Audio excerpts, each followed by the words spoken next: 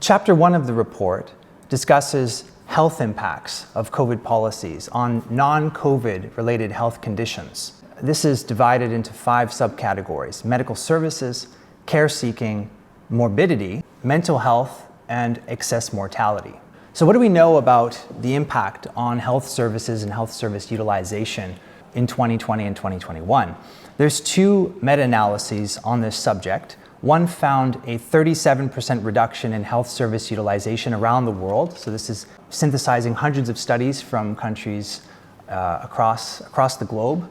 And that's up until May 2020. And a second meta-analysis found a 56% reduction in outpatient care until June 2020. And as you can see here on the slide, that's across emergency care, primary care, especially services, and also screening for, let's say, cancer conditions. There's also 2 large-scale multi-country studies focused specifically on low and middle-income countries. And these look at national health statistics and essentially find a reduction of 13 to 40% across the whole year of 2020. So that's for everything from child vaccinations to maternal programs, TB screening, and all other medical services. We also have quite a number of systematic reviews on specific health topics, so cancer care, cardiovascular services, infectious disease programs, neurological services, child immunization, maternal health, and also emergency department services themselves. And as you can see here, this is a great study published in a Lancet-related journal on cancer, covering 15 different tumor types in 61 countries. And you can see with the graph that actually they parcel out countries based on the types of lockdowns they had, and basically show countries with stricter lockdowns had much higher wait times for tumor surgery than countries with partial or moderate light lockdowns or light lockdowns. The second main topic here for health, and this is something that's in the media on a daily basis today in 2023, and indeed will be probably for a little while to come, is the impact of COVID restrictions on what's called excess non-COVID mortality. So right now, there's a few different studies looking and estimating, there's a lot of assumptions in the models that are built into them, estimating, well, how many people actually died above the normal threshold that we would expect of global mortality during 2020 and 2021. And these models and studies kind of converge around 14 to 18 million excess deaths. There are some scientists who dispute that and actually think the number is quite low. And it's complicated because, well, how do you determine what is a normal rate of death in your society? Some countries have really good statistics, others don't. So this is an active area of research. And actually, I was very surprised in my review of the literature to not find many studies that actually parcel out causes of death. We do have a couple of meta-analyses, 2 specifically, but they only include a small number of studies, mostly from early 2020, and they find one, an 18% increase in non-COVID mortality, a second one, a 5% increase in mortality for non-COVID illness. But in both of those meta-analyses, the authors say that actually we have low quality evidence. Best review paper that we have is the one that you can see, well, there's a table from the paper here on the slide. It was not able to provide us with an exact percentage of, well, out of this estimated 14 to 18 million people, how many died from COVID and how many died from increases in cancer or cardiovascular service or under 5 child mortality. We don't exactly know that right now, but we do know that for a large number of causes of death, we see statistically significant changes across a wide range of different countries. But having said that, we do have a number of high-quality country-specific studies. And I think the only continent that we can provide some estimate for is actually North America, because we have studies from Canada, the US, and Mexico. So in 2020 and 2021, 20% of excess mortality in those 3 countries in North America were caused by increases in non-COVID mortality. And actually this increases to over 70% of the excess mortality in people under 45 years old. So people under 45 years old, 70% of the increase of death was not related to COVID, it was related to other causes. We also have a number of other studies from, let's say, Greece, Portugal, Italy, and Poland, showing much higher percentages of the excess death caused from non-COVID causes. And so this is an area that we need more research in.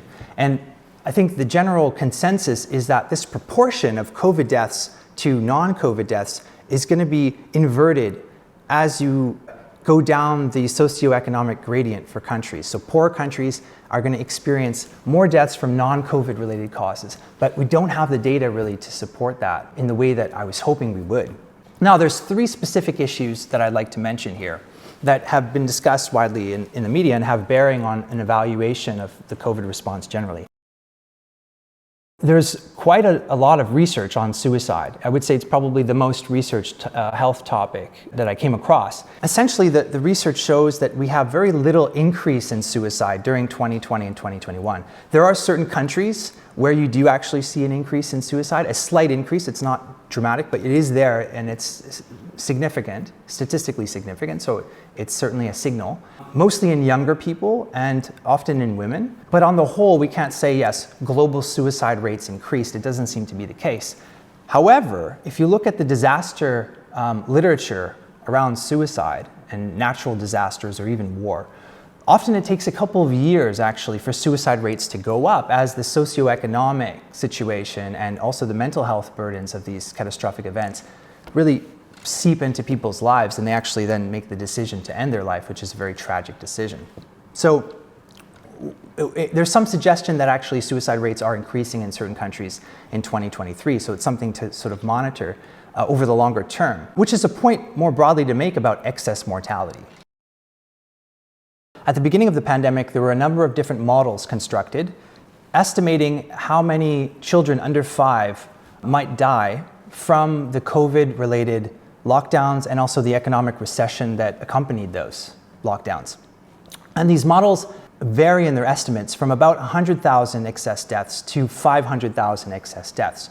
Now, the best study that we have currently is one multi-country study across 18 low and middle income countries using health utilization data, and they estimate that over 113,000 children under 5 died in excess of normal mortality during 2020. To put this into perspective, UNICEF data from COVID mortality for all people under 20 years old is 16,000. The consequences of lockdown for non-COVID related health conditions, both morbidity and mortality, are going to be felt in the years ahead. We're still seeing excess mortality in Europe and other countries around the world. And this isn't really that hard to understand. If you are not doing cancer screening, cardiovascular disease screening, you're disrupting medical services, the impacts of those disruptions might take many years to be seen in national mortality statistics. So it's very likely that these trends are going to continue for many years into the future. If you look at excess mortality trends in Europe, Sweden had the lowest excess mortality of any country in Europe. And so an evaluation of excess mortality during the pandemic is going to have to look beyond even 2020 and 2021 to the years ahead. There's a lot of research talking about whether the pandemic itself is equivalent to natural disasters or even war in its mental health impact. And there's three different data types that we can use to understand the impact on mental health. One is point prevalence surveys. So in April 2020, you can fill out a survey and tell researchers how depressed you are, or if you're experiencing anxiety or insomnia. And those are valuable sources of data. And there's quite a number of meta-analyses, so research papers that synthesize hundreds and hundreds of studies from around the world, estimating what the rates of mental distress were during this time. And they find extremely large rates of psychological distress, depression, anxiety, insomnia, PTSD, and especially psychological impacts on children. The second types of studies are what are called longitudinal cohort. So that's where you're following the same people or a representative sample of the same types of people before an event and during and then afterwards. And these studies show smaller mental health effects at a population level. Okay? And we have over three meta-analyses of these types of studies, mostly from high-income countries.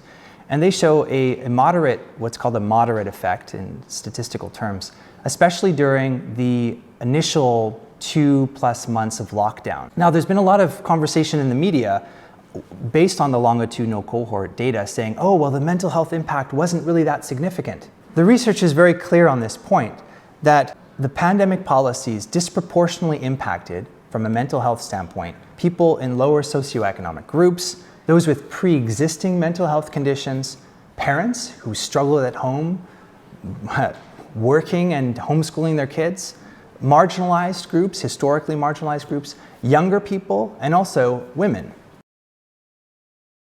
The third set of studies don't have as much data as the first two, but these are very valuable, and they're starting to be published more and more because they're more complicated to write up. They're clinical-based studies, so looking at the increase or decrease in, let's say, pediatric emergency services for anxiety for children.